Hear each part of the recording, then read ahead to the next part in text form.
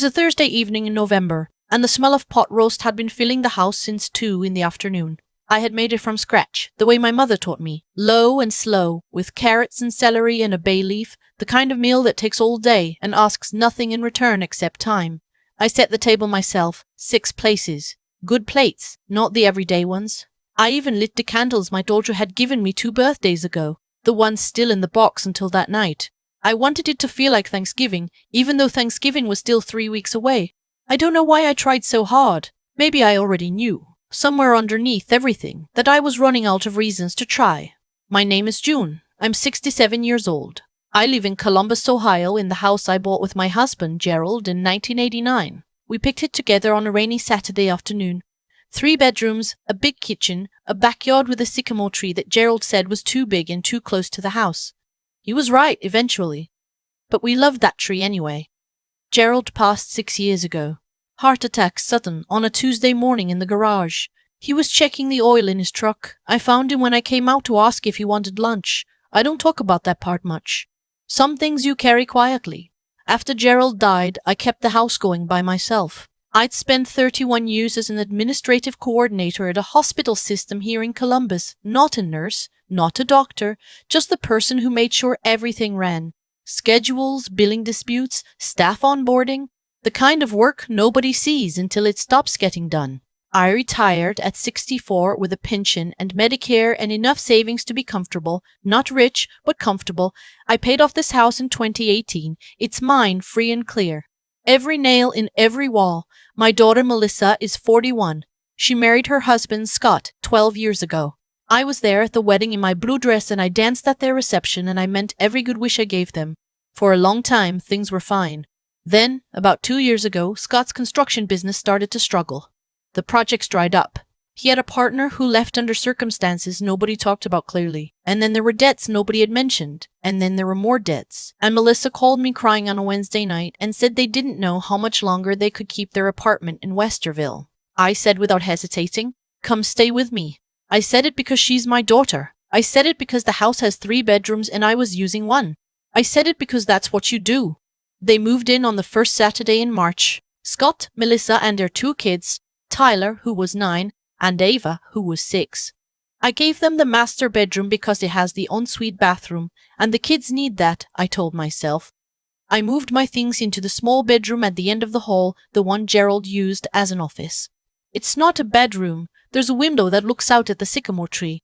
I told myself it was temporary. I want to be clear about something. I love my grandchildren without condition. Tyler and Ava are the best things in my life since Gerald.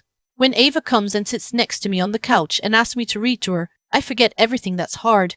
When Tyler shows me something on his tablet, some game I don't understand and pretend to, I feel like myself again.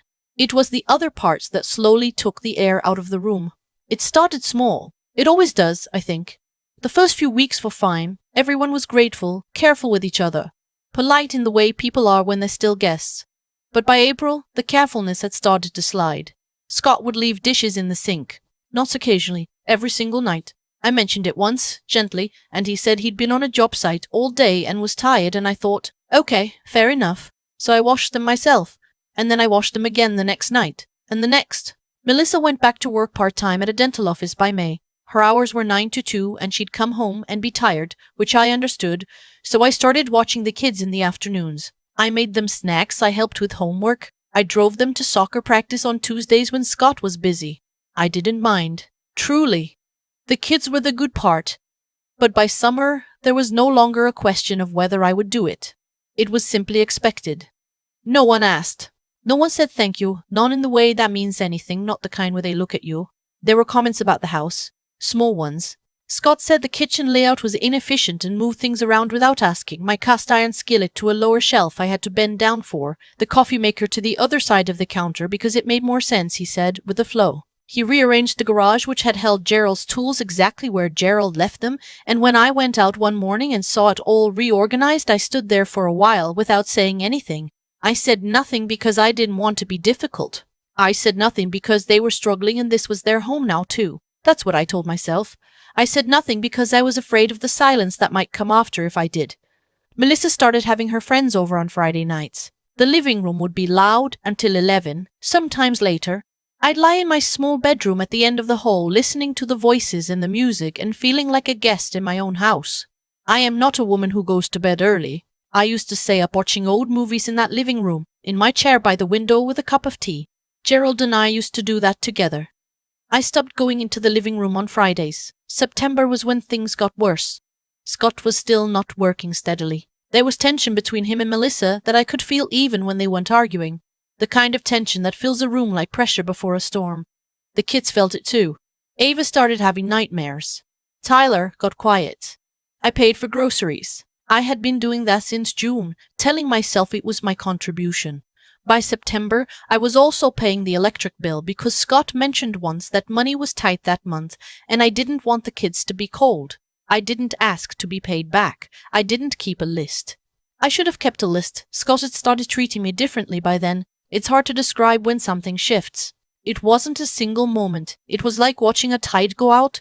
So gradual you don't notice until you look down and find you're standing somewhere completely different from where you started. He stopped asking about my day.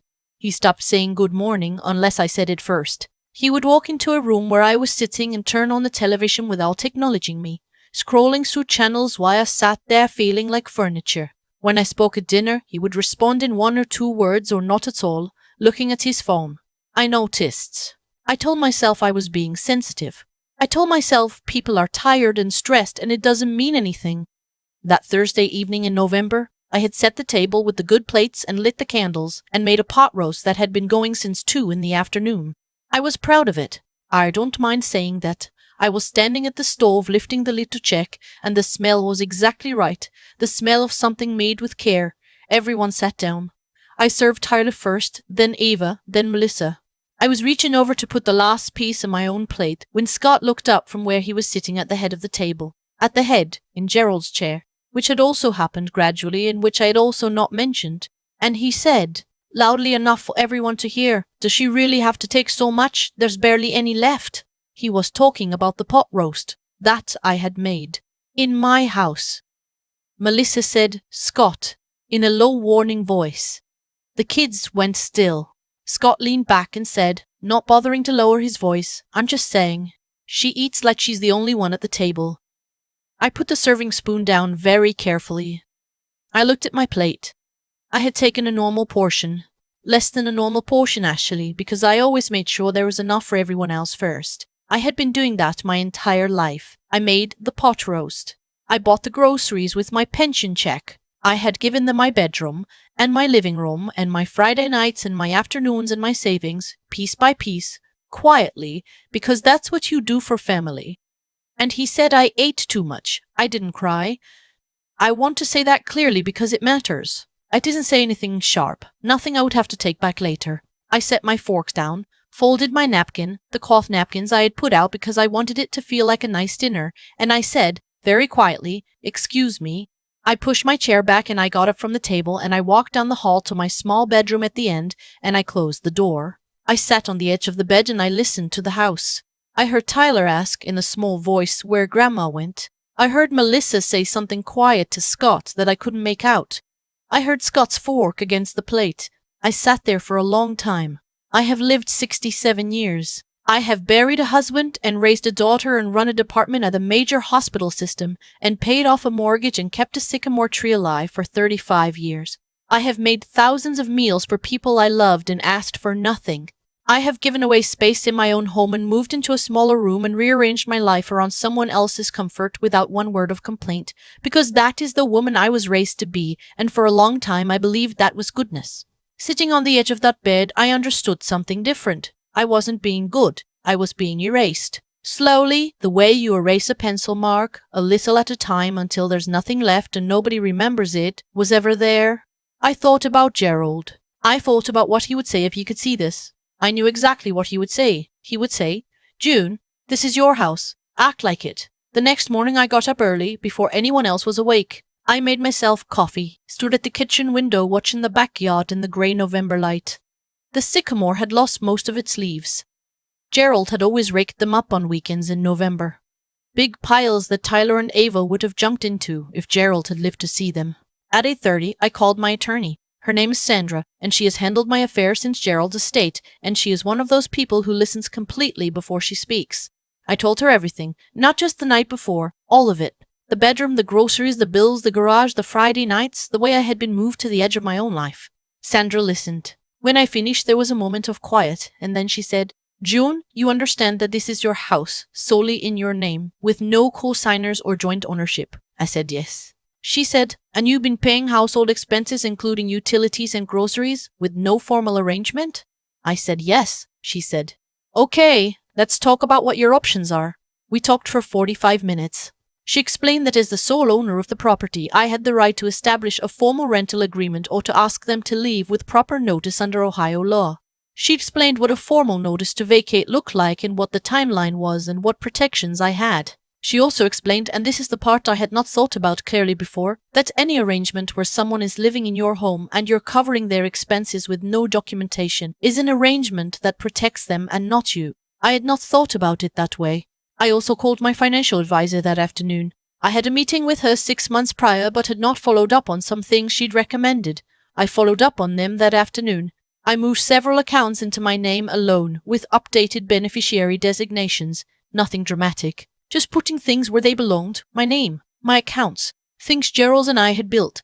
I told no one in the house what I was doing. I went on with my days. I was pleasant at dinner. I helped David with a school project about the solar system. I drove Tyler to soccer on Tuesday. I made coffee in the mornings. I said good morning. But I had stopped carrying the weight of pretending that everything was fine. 3 weeks later, on a Monday morning, Scott came into the kitchen while I was reading the paper. He sat down across from me. He had the look of someone who has decided to say something they've been rehearsing. He told me that he'd been thinking about the living situation. He said that with things still tight financially, it might make more sense. For everyone, he said, if we made things more official. He said he had been looking into options. He said, and here he paused like he was being generous, that they could think about taking over the house, maybe buying it from me at a good price, or working something out with the deed so that the property could be used as collateral for a business loan he was trying to get. He said my name once at the end like it was a question.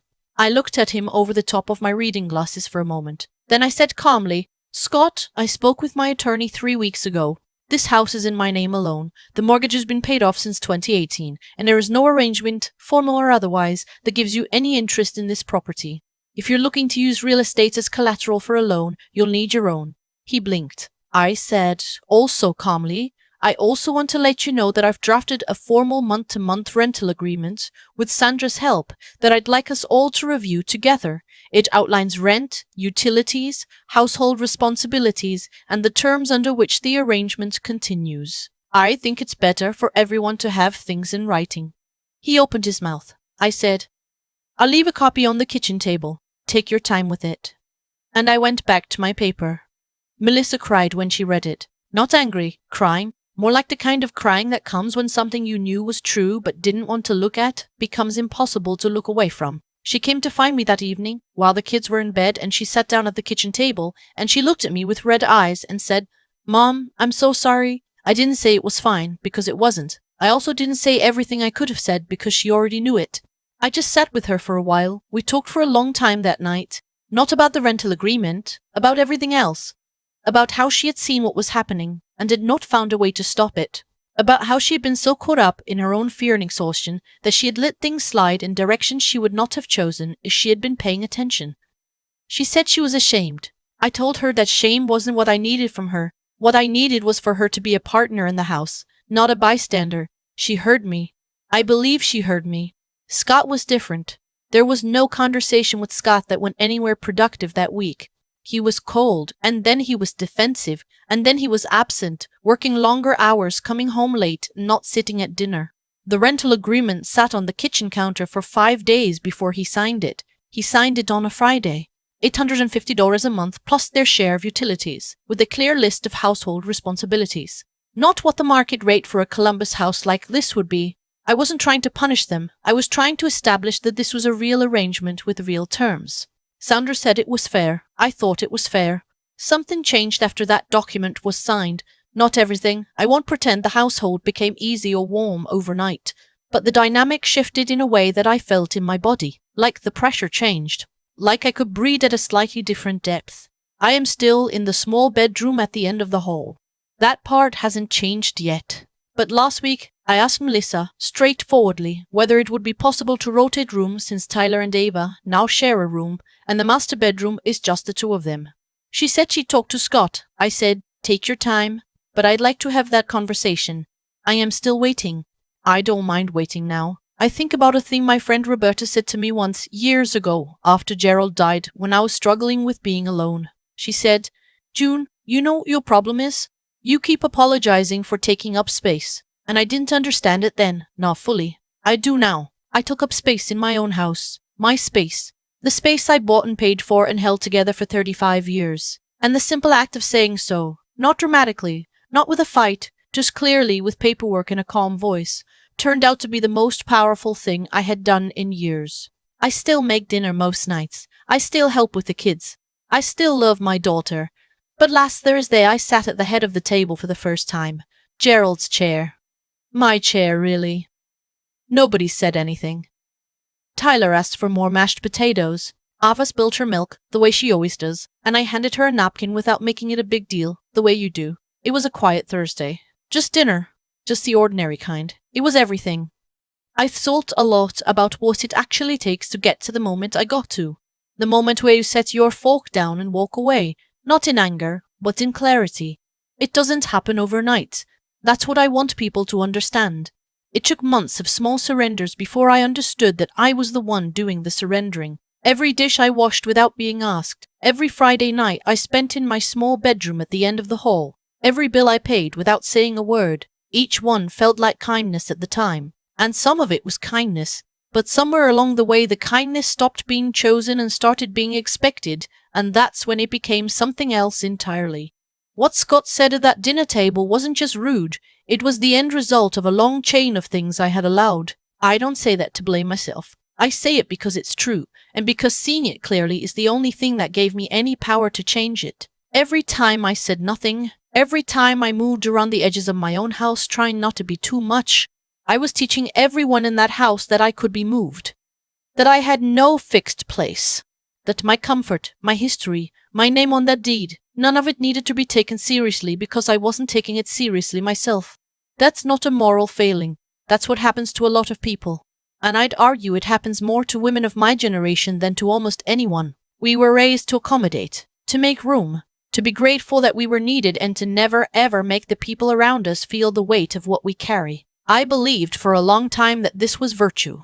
Now I think it's something that can look like virtue from the outside while quietly hollowing you out from the inside.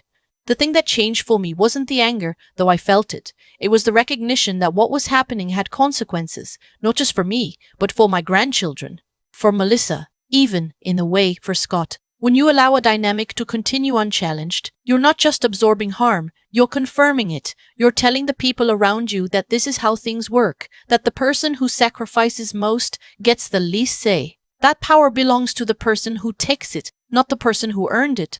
I didn't want Tyler and Ava to grow up believing that, and I realized that the only way to teach them something different was to live something different, right there in that house, in front of them. So I called Sandra. I got organized. I put things in writing, not because I wanted to punish anyone, I want to be clear about that, but because clarity is a form of respect. It respects the other person enough to say, here is where we actually stand. It respects yourself enough to say, I know what I am owed, and I'm not going to keep pretending otherwise. Sandra signed off on everything. The rental agreement was fair. $850 in Columbus is below market. I could have asked for more. I asked for what was right.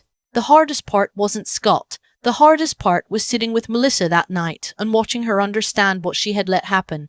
That conversation was one of the most painful of my life. But it was also the most honest we had been with each other in years. And I think that's worth more than peace that isn't real. I still live in this house. I still make dinner most nights. I still love every single person under this roof. But I sit at the head of the table now, and nobody at that table doubts anymore whose house it is.